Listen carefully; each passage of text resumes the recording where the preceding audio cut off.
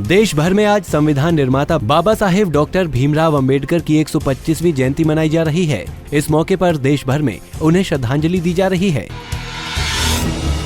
लखनऊ में भीमराव अंबेडकर की जयंती के मौके पर आयोजित एक कार्यक्रम में मुख्यमंत्री अखिलेश यादव और राज्यपाल राम नाईक एक मंच पर दिखे। उन्होंने अंबेडकर की प्रतिमा पर माल्यार्पण कर देश निर्माण में उनके योगदान को याद किया। इस मौके पर राज्यपाल राम नाईक ने भी बाबा साहेब अंबेडकर को याद करते हुए उनकी प्रतिमा का माल्यार्पण किया और देश के करोड़ों शोषितों और वंचितों को उनका हक दिलाने में बाबा साहेब के योगदान को मानवता की सबसे बड़ी सेवा बताया। लखनऊ में समाजवादी पार्टी कार्यालय में अंबेडकर जयंती पर यूपी के कैबिनेट मंत्री शिवपाल सिंह यादव ने उनकी प्रतिमा पर माल्यार्पण कर उनको श्रद्धांजलि दी। इस मौके पर शिवपाल यादव ने कहा कि बाबा साहेब का हमारे पार्टी के कार्यकर्ताओं ने हमेशा सम्मान किया है। बीएसपी सुप्रीमो मायावती ने लखनऊ में भीमराव अंबेडकर को श्रद्धांजलि देते हुए कहा कि देश भर में बसपा ही सिर्फ एक ऐसी पार्टी है जो बाबा साहेब के विचारों पर चल रही है। साथ ही उन्होंने ये भी कहा कि रोहित वेमुला अंबेडकरवादी था, लेकिन उसने आत्महत्या कर गलत निर्णय लिया। उन्होंने कहा कि बाबा साहेब ने हमें ये कभी नहीं सिखाया। अपने भाषण में मायावती ने विरोधियों को जमकर निशाने पर लिया। मोदी सरकार पर हमला बोलते हुए उन्होंने कहा कि सरकार ने अब तक एक भी वादा पूरा नहीं किया। मायावती यहीं नहीं रुकी, उन्होंने सूबे की सपा सरकार पर भी आरोप लगाते हुए कहा कि आज जो ये सरकार मेट्रो और एक्सप्रेस वे का क्रेडिट ले रही है, ये योजनाएं उनकी सरकार की ही देन है। बीजेपी प्रदेश अध्यक्ष बनने के बाद केशव प्रसाद मौर्य पहली बार अपने गृह जनपद इलाहाबाद पहुंचे। यहां पर घंटों पहले से इंतजार कर रहे बीजेपी कार्यकर्ताओं ने उनका गर्मजोशी से स्वागत किया। गाड़ी से उतरते ही उन्हें फूल मालाओं से लाद दिया गया।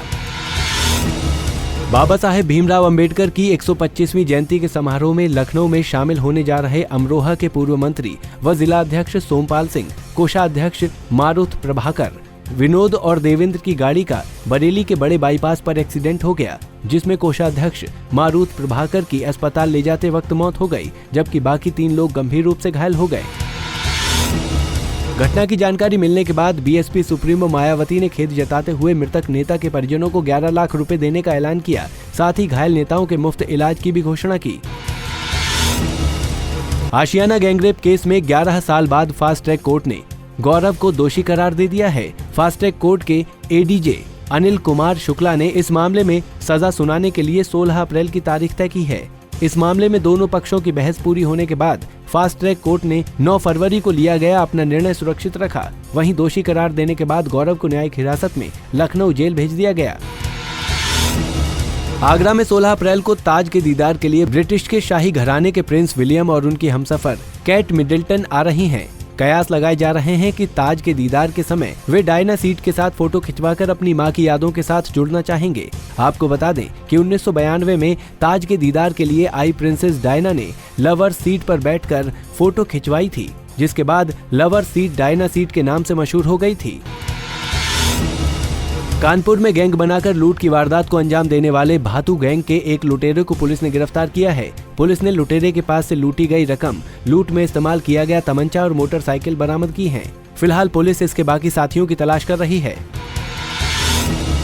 यूपी में आए दिन तेज रफ्तार के कारण हो रही सड़क दुर्घटनाओं में न जाने कितने ही लोग अपनी जान से हाथ धो बैठते हैं। बावजूद इसके पुलिस प्रशासन के सुस्त रवैये के चलते यहां सड़क दुर्घटनाएं रुकने का नाम नहीं ले रही हैं। मामला सहारनपुर के जनकपुरी क्षेत्र का है, जहां एक तेज रफ्तार डंपर ट्रक ने 2 लोगों को कुचलकर मौत के घाट उतार दिया। मुजफ्फरनगर के चिकित्सा व्यवस्था की बदहाली की खबर आई है। दरअसल यहां ग्रामीण अंचल में स्वास्थ्य केंद्र तो बनाए गए हैं, लेकिन बीमार लोगों के इलाज के लिए स्टाफ तैनात नहीं होने से लोगों ने अस्पताल को तबेले का रूप देकर पशु बांधना और छत पर उपले पाथने के साथ बिटौड़े रख दिए हैं। बड़ी बड़ी घास अस्पताल प्रांगण के चारों ओर खड़ी होने से गंदगी के ढेर में तब्दील हो गया है। अयोध्या में रामनवमी मेले की तैयारियों के चलते मेले में आम लोगों को ट्रैफिक का सामना न करना पड़े, इसके लिए जिलाधिकारी ने अतिक्रमण हटाने का आदेश दिया, लेकिन व्यापारियों ने इसका विरोध किया और सड़क पर उतर आए।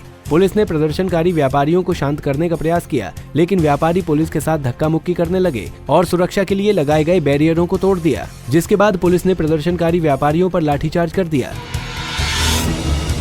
प्रदेश में आपराधिक घटनाएं थमने का नाम नहीं ले रही हैं। ताजा मामला बांदा के पुरवा गांव का है, जहां पर बदमाशों ने जमीनी विवादों में एक वृद्ध व्यक्ति की गोली मारकर हत्या कर दी और मौके से फरार हो गए।